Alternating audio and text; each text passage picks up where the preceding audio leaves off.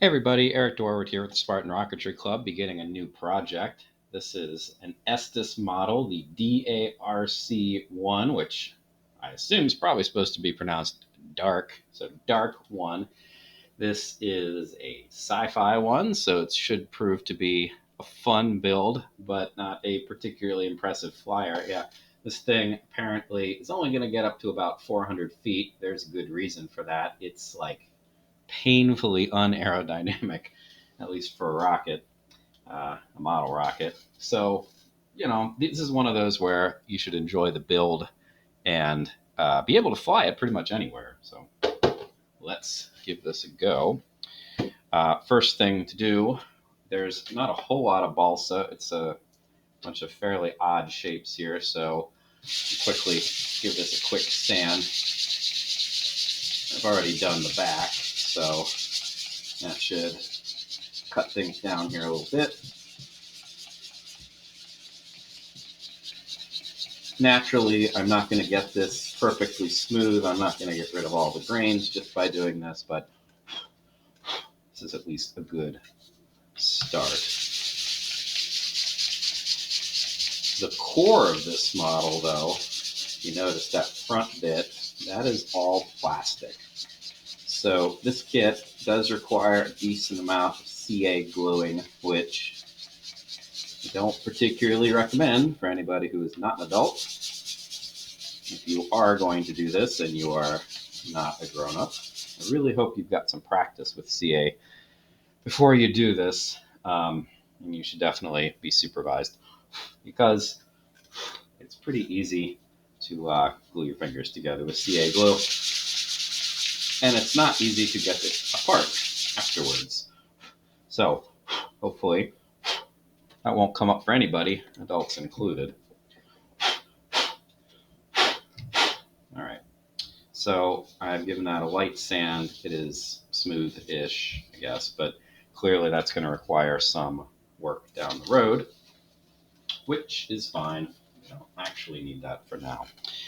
The first real steps in the instructions then are going to have me working with the back end of this thing. So this is the back end of the rocket. It needs some lines on it for the fins. I've already done that using the door technique. So I got the little template here. I taped it on. I made marks. I then went over to the door and extended the lines down the length of this. Now, I need to make a mark. It says here at 5/8 of an inch from the end. So let's do that quickly. My ruler is a little bit hard to read down the last inch because it is a vintage ruler, but one of my favorites. So there we go. There's 5/8 of an inch. So that takes care of that.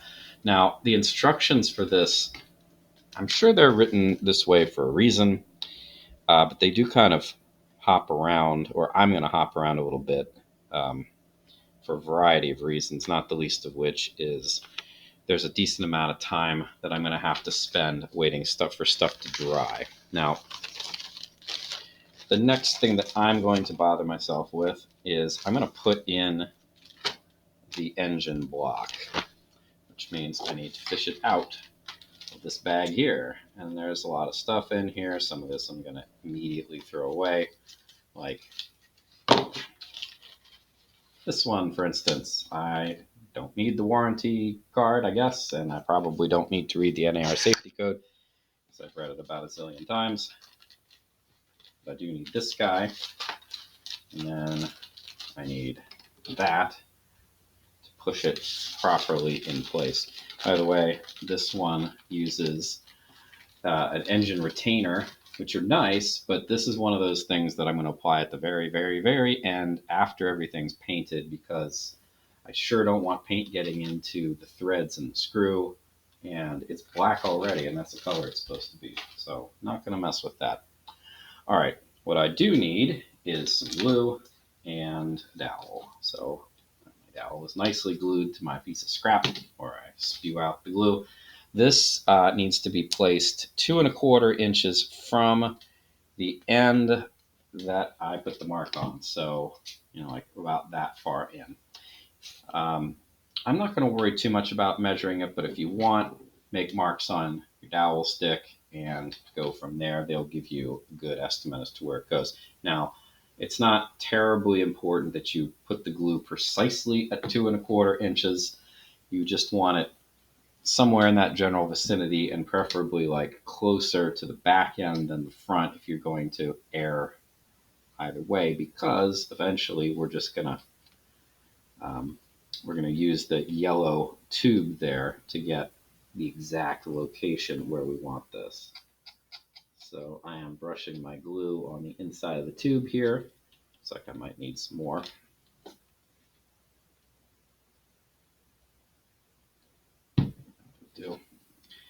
It's fairly difficult to see in this thing, but that's okay. The goal here is to not come up short either. Like, you don't want to get any glue right by the entrance, which I've done. So I'm just going to clean that up because that'll make it hard to get motors in the future. All right, so that's basically set. I'm going to put my green engine block in there. This thing I need to measure, so I better kind of hurry up here. I need to mark off 1/4 inch from the end.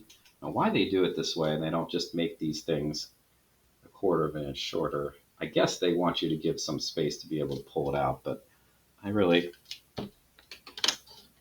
can get these out, even if they're in, I just pull it back out. Anyway, so this then is going to push the engine block to where it's supposed to go. I've got it up to the line. Make sure you take this thing out. If you don't take it out, you have ruined this tube. And there, done. Okay, I actually had way too much glue here, so let's try to spread that out so it doesn't glue stuff where I do need it. All right, so that actually took care of a decent amount of the work on the front page here, which is nice.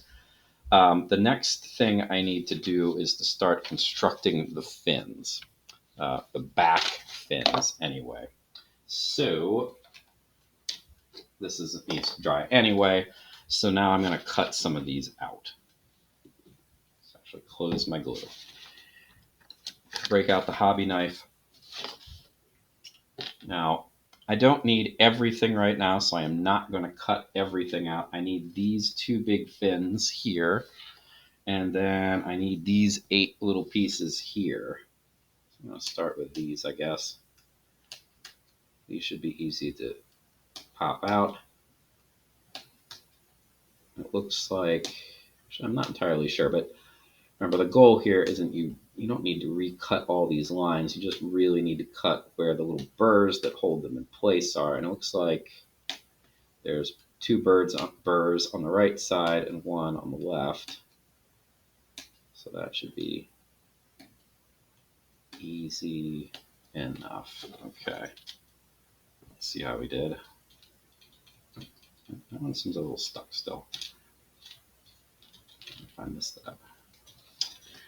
No. No, it looks like I cut it. It just, there we go. Yeah. For whatever reason, didn't quite go out. All right. The main fins then, same deal. Cutting them out.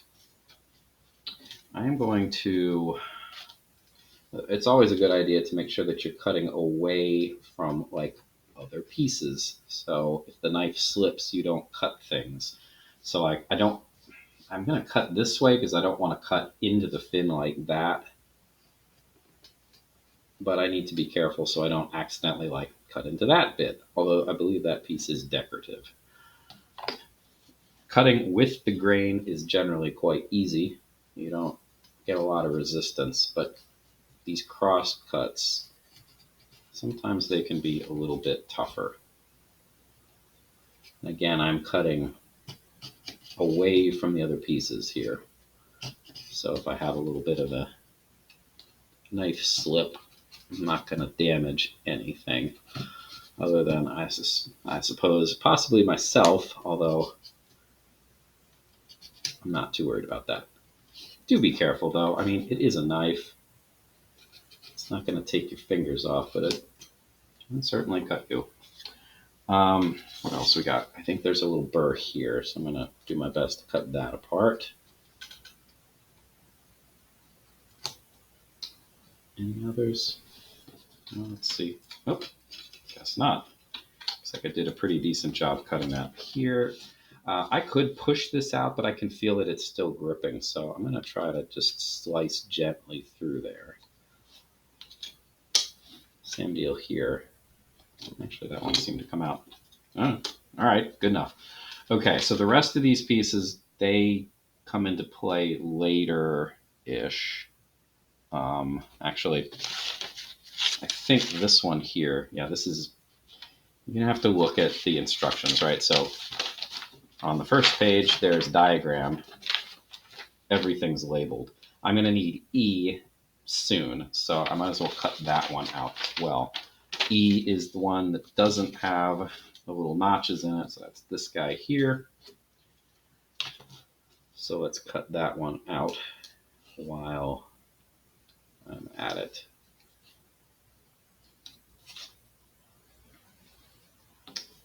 Came out very easily for whatever reason. The rest of these two go on the upper part. No idea what that is or that. Yeah. I don't think I need any of these for a while. If I do, I guess I'll come back to it. So off that goes. Now, the remaining thing that I need to do here is these are supposed to be like wings, so they are not going to be they're not going to be identical copies of each other. However, what is going to be identical is I need to get the burrs off here. So let's grab some sandpaper, and I'm gonna. These will be easy enough to sand off this way just by lining them up. Oops. Good enough. The bottom ones, they should go off nicely too, potentially making awful sounds, hopefully not.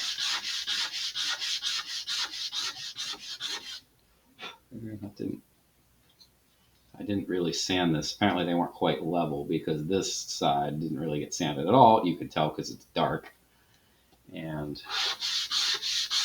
the other side did, so I probably didn't have it quite perpendicular. That's better, but let's sand a little bit more. Okay. The top you can get as well.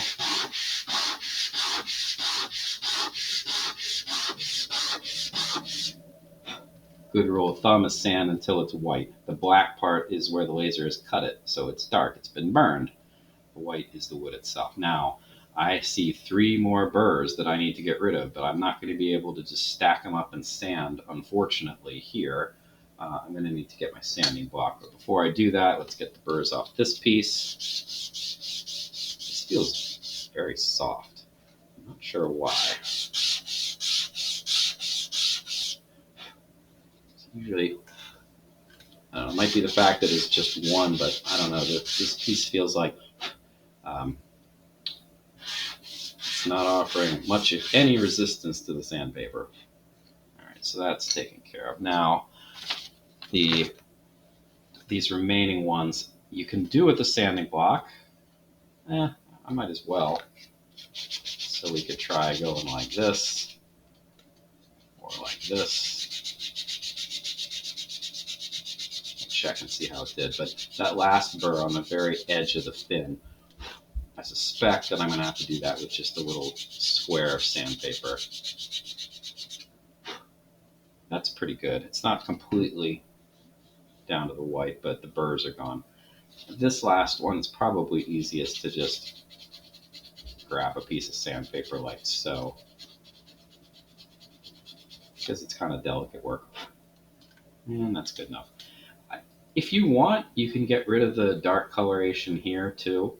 It makes it easier to get the paint color right down at the end, but it's not going to affect the aerodynamics of this at all. All right, so these are sanded down. Get rid of that again. Now, typically we would end up rounding the lead edges here. The instructions don't say to do that. So I would say this is optional if you want. It's generally better to have rounded edges.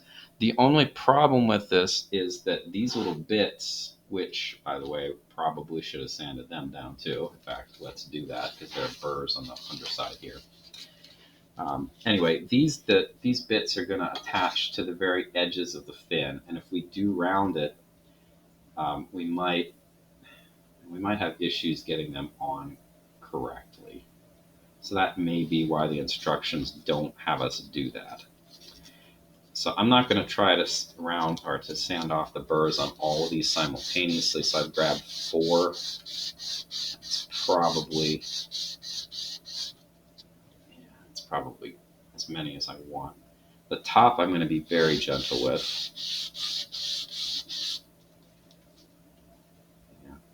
Because the edges here are rounded and I don't want to mess with the rounding. So I didn't completely get the burr off, I don't think, but I want to go slowly here because I don't want to mess with the burr or to mess with the rounded leading edge. Okay, so that's good. There's 4 of them. The other 4, let's process them. These, by the way, I didn't realize it. I thought they were the same at both the front and the back, but they're not. This one has a rounded edge and this one has a more tapered edge. So I assume that I'm going to have to make sure I've got these lined up properly when I glue them in place. Okay, a little more on the front. Flip it over. A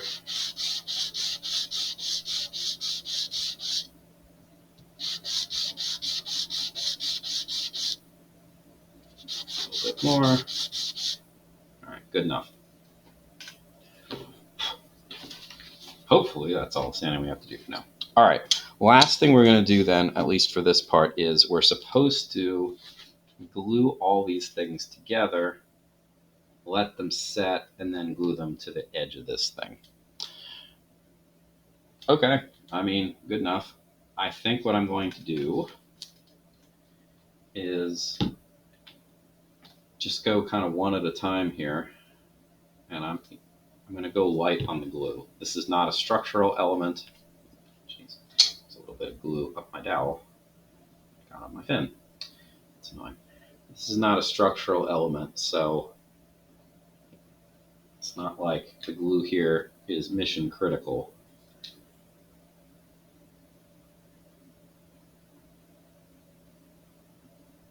I'm going to try to get them all together first, and then I'm going to work on final alignment. And again, light on the glue. This is not a lot of surface area, and I don't want glue slopping all over the place here. I'm probably going to get glue slopping all over the place, kind of regardless of what I want here, because I would say it's like borderline unavoidable because it's so small.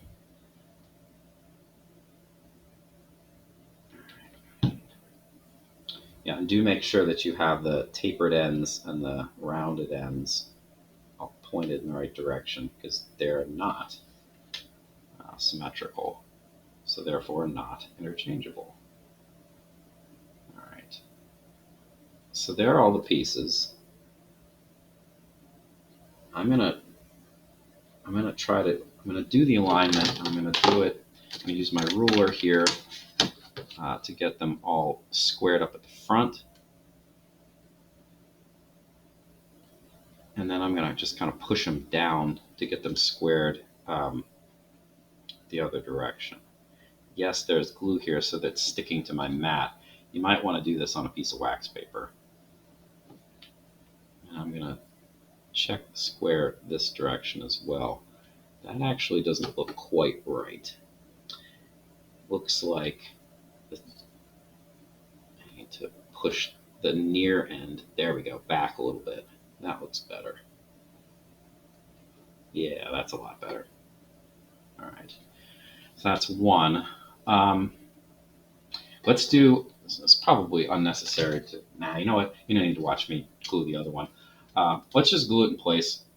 There isn't a top or a bottom to these as far as I can tell, but just do yourself a huge favor. Do not make two identical copies. These are wings, not fins, I guess. So yeah, they go like this, right? And so where exactly do they go? Well, it looks like I'm supposed to line it up with the edge here, and it's just barely going to fit, it looks like. The instructions say to put glue here. I don't want to do that. I want to put glue on this side.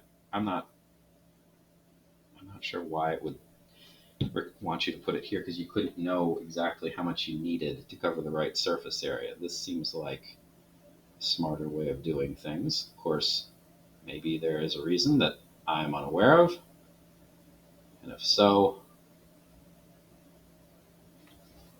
well then follow that reason, I guess. All right, so let's put this on. I want it aligned with the back corner, like so. That's not aligned, which is fine. It's going to be really quite slippery until the glue starts to tack.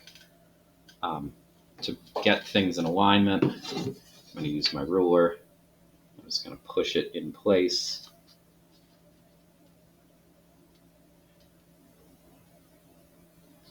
Okay. And there's glue bursting out the seams here. That's okay. It's pretty much to be expected. I'm going to try to clean it up here with my finger as best as I can. All right. How's this looking? It looks like it could be bumped up a little bit, but the back looks good. All right. The only concern I have for this is sometimes pieces like this, when you're gluing them together, tend to delaminate. So it's worth considering putting something heavy on this to squish it down while it dries. I'm not really concerned about that, but I guess it's just good practice. So let's do that. There is a bit of glue here, so you might want to put wax paper on top of it, but I think we'll be fine without. Here's a bottle of something heavy, so we'll just plop that on there and let it sit. All right, so in the intervening time, I am going to glue together the rest of the other fin and attach it, and then I will catch up to you in the next episode. See you then.